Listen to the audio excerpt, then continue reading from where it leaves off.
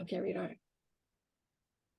Okay, thank you so much for being here. This is my first time I'm doing one of these classes through Zoom versus like say on an Instagram Live. So I really appreciate it. So for everybody, I am Liz Floyd, or I also go by Elizabeth Floyd, but friends and students call me Liz.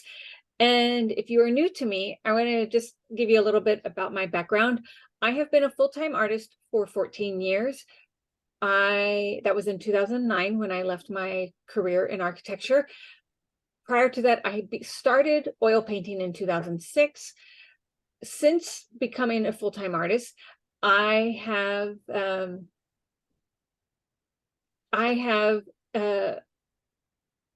sold my art all across the world. I have collectors everywhere, and I'm very honored about that. I have been represented in galleries, and the first gallery picked me up in 2013, which was 3 years before my goal of getting into a gallery. And I have been teaching oil painting since 2017. And recently, I decided to found Painting Flowers with Liz membership.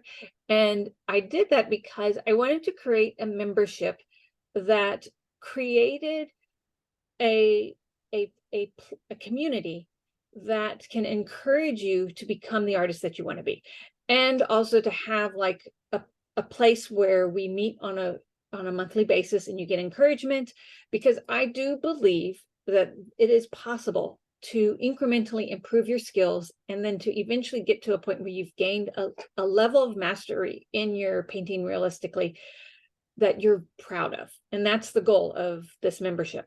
In this call, we're going to talk about how to make mixing your oil paints easy. And this methodology that I'm going to be teaching you guys is a combination of color theory and then practical application with the paint pigments that you use. And the ideas and the lessons that I'm going to be teaching also is something that can be easily adapted to any paint medium. I use it in gouache and watercolor all the time. And I know you can use it in acrylic too, because when my daughter's painting in acrylic, and she's asking questions on how to mix this color, not that she does it that often, but when she does, I can like, I'll work her through the series of questions and to get her to answer the questions. So with that, so let's start the slideshow. And I'm gonna, oops, got a slide share screen. Okay, so this class is called the 4 keys to mixing oil paint. And the reason why is because there are 4 key questions that we always have to, that we ask ourselves while we're mixing paint. But before we do that, it's a really good idea to get familiar with the basic characteristics of color, like color theory, when we're thinking about color first. So let's first start off with talking, when we talk about color, a local color, the true scientific term for color is hue. And the definition in the Oxford Dictionary is hue, the attribute of color by virtue of which it is discernible as red, green, blue, along the identifiable on the color wheel, and in which is dominant on its dominant wavelength and independent of intensity or lightness. Okay, so that is like a mouthful. I remember when I first was trying to get a definition of hue, I would always come up with things like that, and I'd be like, that's way too much. So this is what I think about, especially as artists. When when you come across someone that's talking about hue, hue is naming a specific color with regard to a particular wavelength within the visible color spectrum. And by coincidence, like, I don't know if we have ultra red, right? No, what is it? Infrared and ultraviolet. So the visible color spectrum of what our eyes are able to sees from red to violet, and then all the wavelengths that are infrared, i.e. before red, or ultraviolet above violet, those are no longer visible to the human eye. And hue is a color, a color that is specifically, that like you could probably like use some scientific measurement for it. I don't use the word hue in my language when I'm teaching and about color mixing or anything. And one of the reasons is because the paint manufacturers tend to use the word hue as like their way of like, it's a euphemism for them saying that this paint color that says it's Viridian hue is really not Viridian hue. We used a cheaper paint pigment, but we're going to tell you it's supposed to be Viridian. And but you better believe it's not going to mix like Viridian either. So so I never use the word hue because, first of all, I think it's color, when we're mixing color as an artist, it's very intuitive and it's not scientific. So, and then also the how paint manufacturers work. But let's see, with color, when we're, as artists, when we're thinking about color, we are actually thinking, when we use the word color, we're thinking about color, but we're also looking at specifically local color, the local color of the object that we are seeking to mix. And why do I say local color? Because when we are painting and drawing, your local color can, like, for example, in this photograph, we have pink roses. However, some pink roses have purple in them. Some pink of the pink has a little bit of creamy white, like a creamy yellow to them. And then we've got some orange tones and some more bright, like quinacridone rose or alizarin crimson. And so local color is specifically to that specific area, not a generalized pink. And so all colors, when we're mixing, we always want to think about local color. And then we also want to think about the three distinct characteristics that we as artists can interpret that will help us make decisions when we're mixing paint. And they are color value, color temperature, and color saturation. And each of these attributes can be independently adjusted as we're painting we're creating, mixing paint, which is great because that means when we mix something accidentally wrong, we don't have to like beat ourselves up about it and be like, oh, I'm never going to get this right, or I always create muddy colors. No, all we have to do is like kind of like ask ourselves a couple of questions and then like solve for them. And then paint mixing becomes easy because it's always something that can be solved. So color value, your color value relates to how light or dark that color is. And just like the color spectrum in nature, there are infinite gradations of value, with white being the lightest and black being the darkest. And I also, I have this image here because I want you to think of, I like to think about my color wheel also as a value gradient from the topmost color on my color wheel, which is yellow, like a lemon yellow is what I tend to think about. That is going to be my lightest value. It inherently is the lightest value on my, on my color wheel. And as we go down, the value of your colors become darker in value. And so that also helps in, like, for example, like a yellow that is in shadow, in all likelihood, may never get as dark as, say, a saturated local color that is a deep royal blue. And that helps us. That allows us to realize if we've mixed a yellow that is a shadow shape, and it's really dark, maybe we've mixed it too dark in value, and that allows us an opportunity to lighten it in value. Okay, color temperature. Now, color temperature is a characteristic that is purely a judgment that is contingent on what you're comparing it to. And it is an emotional, I think it is purely interpretive and emotional. We interpret colors, warm and cool temperatures, in relationship to what we are comparing it to, because like a red violet would be considered cool if we're comparing it to, say, a cadmium red or a cadmium orange. or even a cadmium yellow. But if we're comparing it to, say, a cadmium lemon, a lemon yellow, potentially that that comparison of a cadmium lemon yellow, that's a very cool yellow. Potentially my red violet might actually be perceived, could be discerned, and you could totally say and defend your point of view if you say that red violet is warmer than that lemon yellow. And so you always need to be asking yourself, when you're thinking about color temperature, what are you comparing it to? And that helps you, that just, when you know what you're making a comparison to, that enables you to like have a place to make judgment, and then like discern. You put a paint stroke down, and then that, you get to go back and forth. And then color saturation. Saturation, it refers to the relative purity of that color.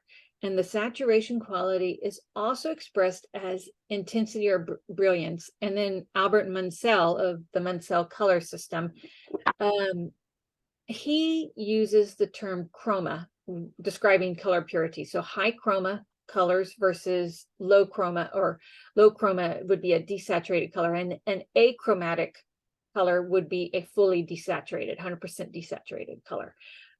When thinking about a color wheel, I often like to think about the color wheel as the outermost ring is your most saturated, and then as you move towards the center, you become your color wheel becomes, the colors become more desaturated. And like with the idea, that's like this one here, the idea is that that center black is like the most desaturated of whatever color mixture you have. Okay, so now let's get into the questions, or the 4 keys. And this is where, when you are painting, you want to always identify what is the local color you're trying to match in your, and then you also ask yourself, what pigments on my paint palette are the closest to it? And then after you've identified that, you identify how light or dark is that local color, and then you decide what is the color temperature of that local color, and then you decide how saturated is that color. Is it fully saturated or not? So like, for example, these 3 photos, these are photos that I'm going to be using over and over in this slideshow, because I recently worked on this painting, and I happened to take a photo of my paint palette and my mixtures. So I thought it was a perfect example to share. But like we have local color of high saturation. And so, the most saturated rose in this rose composition is where it is deeper in value and also most saturated. I do have some other saturation, and also as artists, we get to decide if we want to enhance something or suppress it too. And as you can tell, I chose to enhance the pinks just a little bit in this rose, because these roses were exceptionally sun bleached, and I wanted them to be a little bit more pink in my painting. So, for example, this is my full color palette that I use when I'm painting. I love working with a paint palette that is got a pretty evenly distributed color wheel in it, with cadmium lemon there, cadmium yellow deep, cad orange, cad vermilion, cad red deep, cad red medium, cad red deep, quinacridone rose, alizarin crimson, quinacridone magenta. And so, and then like, that's cadmium green, that is, and as you notice too, the ones that are most on the out rings are the most saturated colors. And as they go into the middle, that's ivory black in the middle. Also my saturation, the pigment saturation is, but let's start with the first question. I want to paint the center rose here. I identify the local color that I'm trying to match, and I select the pigments that I think would be closest on my palette that will get me there. And this is quinacridone rose, and this so this is in these swatches, this swatch is at full tint out of the tube, and this is a 50-50 ratio. This is Cad Red Medium, full tint, and then a 50-50 ratio as well. And so, you know, that can help me. So like when I look at those two, this one's a little bit too cool, and this one might be a little bit too warm. So ultimately, I actually did a mixture with quinacridone rose and Cad Red Medium, and then tinted it down to answer my next question, identify how light or dark my color needs to be. And I tinted it down to where I felt it needed to be in the value range. And so, as you can see in this paint puddle mixture right here, I have three. I mix constantly. So, you know, I do not pre-mix anything from like lightest to darkest value. I mix as I need, and then I alter my puddles as I go. But I do like to organize in that I tend to have one area that is lightest of my color saturation, and then one that is the deepest in the color saturation. And typically I will start with a single mixture and then move it lighter and move it deeper in value. Sometimes I'll even like alter this one was a very up and down, but sometimes I'll even square out where if it's a 2-color mixture, I'll have one side that will be lighter, that will be more dominant in, say, Cad Red, and one side that is more dominant in Quin Rose, with the true 50-50 in the middle. And then like I will mix out my values from like, say, a more of a square orientation instead of this one, which is more columnar. But with that is, and then I decide the color temperature. Do I need it to be warmer, cooler? And so like, for example, in this color mixture that you can see, I have my more saturated colors here that get cooled down on this side, which the cooling down automatically desaturates it because of the pink that it is. And then I have some highly saturated mixtures here of Quin Rose and Cad Red that then are deeper in value. And then down here is slightly lighter in value and slightly desaturated. And even here, it's deeper in value, and as it moves up, it does become just a little bit more saturated in color. Okay, so what I want to show you is like, so these are kind of the mixtures that I used for mixing pretty much this entire paint puddle set. I had some cadmium yellow medium, which you can see the daub of paint right there. Quinacridone rose, Cad Red medium. This is Viridian, and oh my goodness, Viridian that's been 50-50 tint. And then I have some cobalt turquoise, and I actually used cobalt turquoise and turquoise light, and so it was more that tonality that started off like that. And then this is cobalt blue and ultramarine blue. So, and that's one of the things. So like when we think about our color wheel, red and green are our color complements. And so I like to mix, when I'm mixing colors, it is a good idea to use color complements to desaturate. However, at times, the shifts that you get when you mix green with Quin Rose, you get a purple. It doesn't shift fully to a true like neutral gray. It shifts purple. And so sometimes I would have to use a turquoise or cobalt blue or ultramarine blue at times to create the different shifts in color so that way if I needed it to go more gray, it would go more gray because the cobalt, the red mixture with Viridian turns it more purple. And so, and like, for example, this color right here, I copied from here, and like that is some of the deepest parts right there, there, and then there. And then as you come down into this area, which is that mixture right there, those were used like right there, where it's a little bit more saturated, but it's deeper in value. And then this is the yellow, this is from up here, and that's where I used I put in some of my highlights, and then my softer colors, say there. My mid-range goes there. And that's pretty much it. So I am going to stop sharing and then open it up for any questions, if y'all have any questions. Any questions?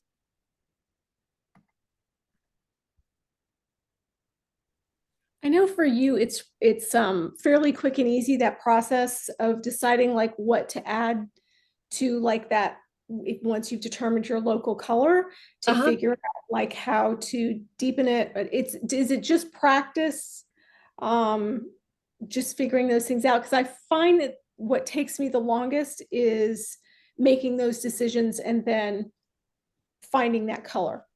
It is. So Jean, there is an exercise that I thought was on my website. It's a color wheel exercise that, let me see if I can find a photo of it. That I made several color wheels where I mixed color complements, and I did a whole bunch of exercises where I would take my red, say a red pigment, and then I would mix it with every color that I had on my palette to see, and I would mix. I don't have, unfortunately, I didn't, like save them and like make any color charts. I would save them so that way I could, but I took lots of copious notes, and that would help me. Let's see if I can find my color wheel images. So if I, nope, not there. Let's see. But it's a matter of doing a whole bunch of just like, maybe setting up some paint grids. Those do really help. Or take notes. And okay, so guys, if you do not want to do this with with oil paint, do it with watercolor. Your watercolor pigments are essentially the same pigments that are in your oil paint, and it's just so much easier to do that. Let me actually go grab one of my watercolor kits, sketchbooks.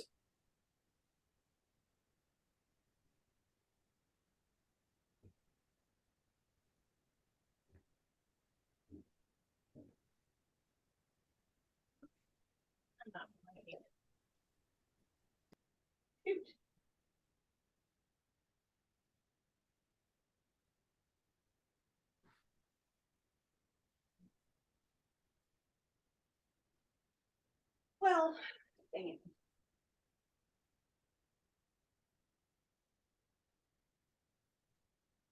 Oh.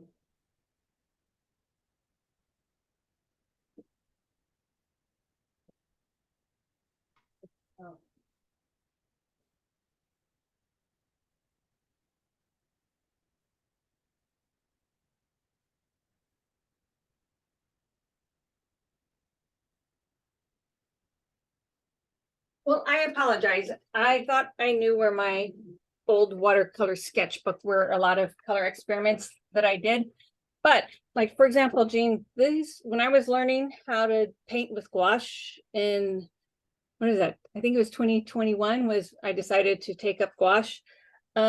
Here's some of my exercises that I did and I was using cadmium red, and then I proceeded to mix it with every one of my colors I had. So I wanted to see, what was, and so it's a matter of just taking some time and doing these. And I would do these in the evening. I would do one or two.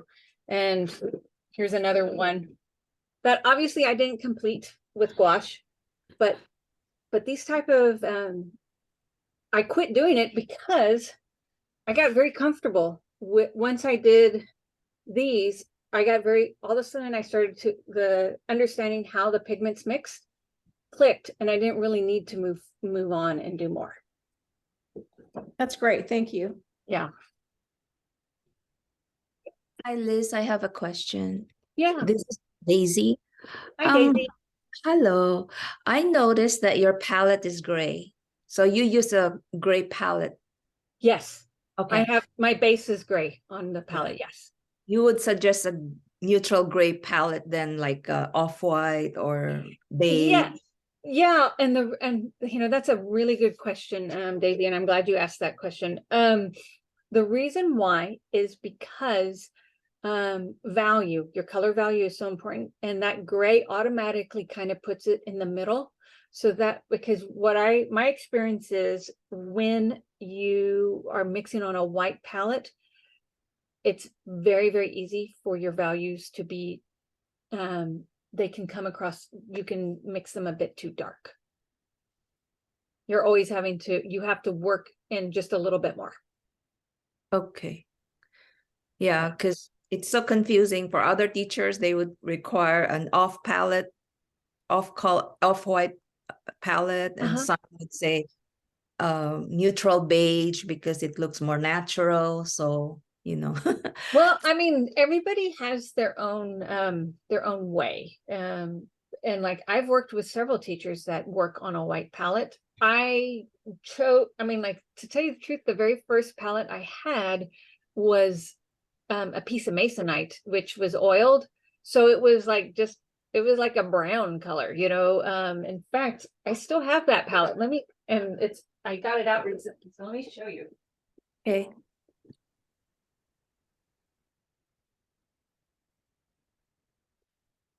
So over the years, because I used this palette for almost 10 years before I got a different palette, and you can see it's a piece of masonite. So it did eventually kind of pick up a gray, but that was because of the smearing of the oil paint on it. Yeah. But you can see some of the areas like it started off that dark because it was just a piece of masonite, which is compressed and steamed sawdust.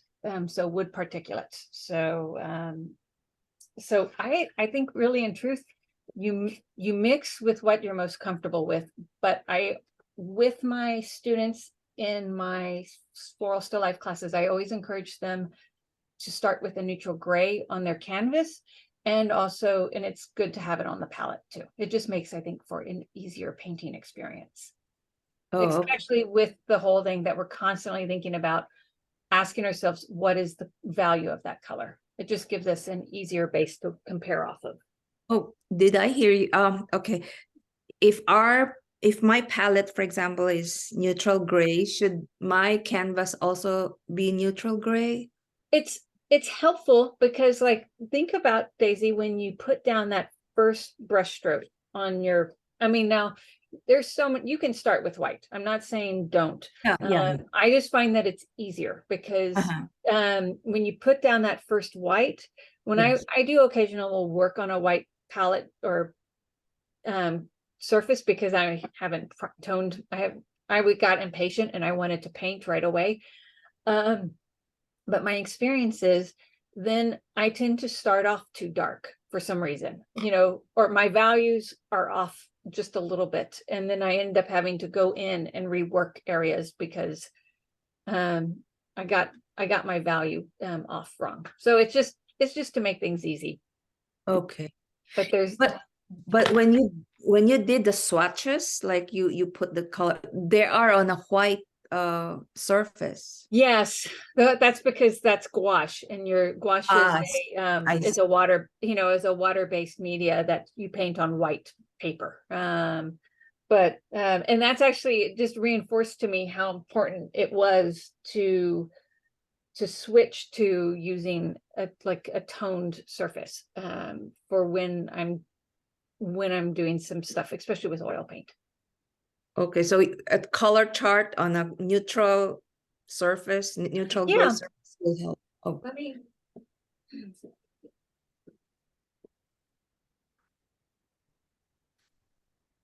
So inside the membership is my Colors Essentials class. And we did all sorts of, we did color charts for Oh, inside the wow. class. Yes. Oh, And we did it on a neutral because, so this was my first color chart that I created like in 2012, I think. Uh-huh. And I That's oil.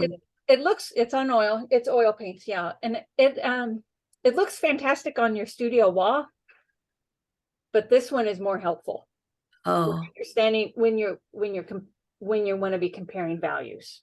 Does that okay. make sense? Yes, yes.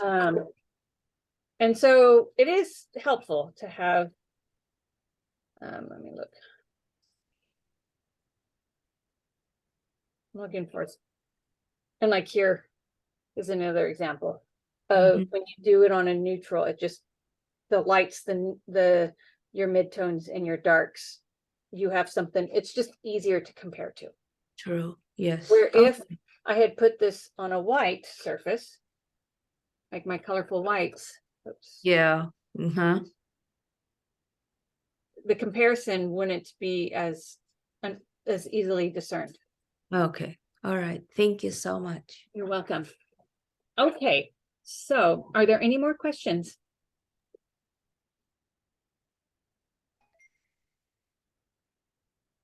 Okay, well, so I want to encourage you guys to join my Painting Flowers with Liz membership. In this class, we are going to every month have a skill buildings workshop that will go between 6 topics. We will look at color, and in fact, the next class I'm teaching is going to be a color class, and it is a subject matter that I've never taught before. So, and there'll be small bite-sized workshops every the first Wednesday of every month, and then we will talk about composition, values, edge quality, and then materials and brushstroke work, and also mindset and how to like achieve your painting goals as well. And we'll go through every month. We'll have a new membership. It is it's $35 a month, and you can stay as long as you want. And I promise that I'll take good care of you. You can join today and get access to all the previously recorded classes that I've already taught.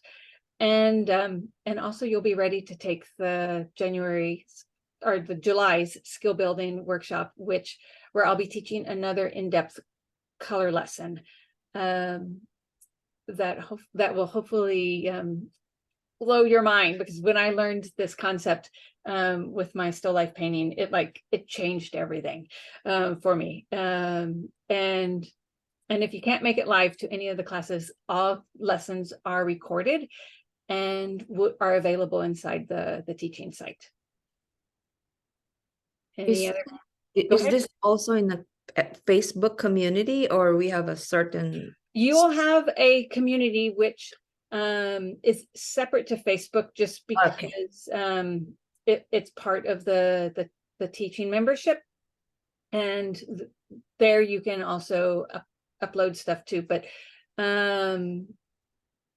I'm not hosting the community on Facebook, just because I don't get on Facebook that often, and when I do, I get confused. So I know my limits as a person, and I think y'all would be better served in a standalone community that's specifically just for this group.